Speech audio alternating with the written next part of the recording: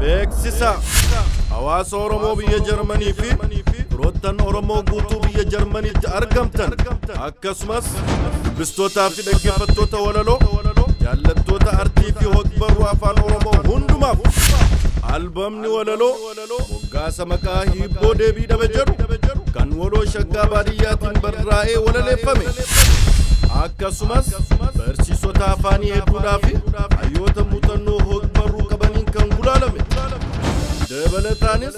yeroo gabaabduu gidduutti kitaabaanis maxxanee kan isin bira gahu siidiin walaloo hibboo deebii dhabe jedhu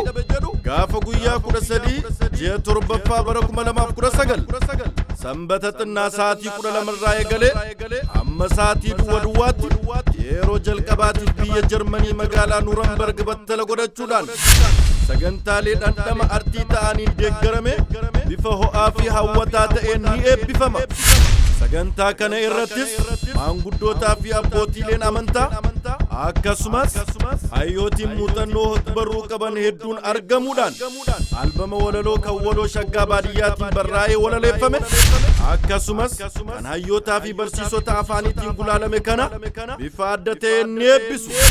Maarree hawaasni Oromoo fi firoottan hogbarruu afaan Oromoo hundumti keessanuu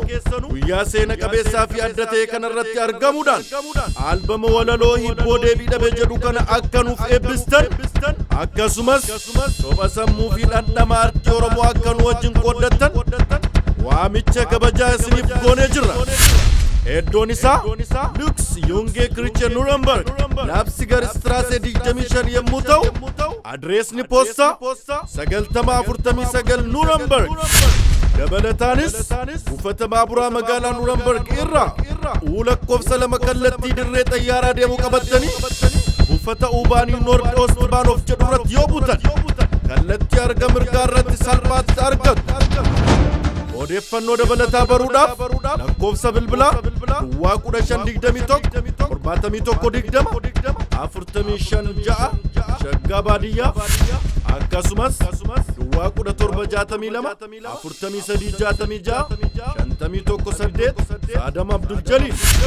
1521 6255 8 Zakir Kamal akkasumas 1521 57 65 Barik Abbaa Giddi 1521 3125 Mahmud Hassan dabalataanis 1521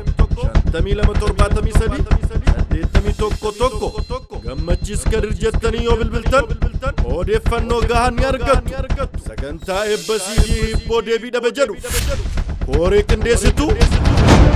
sagantichaa irraa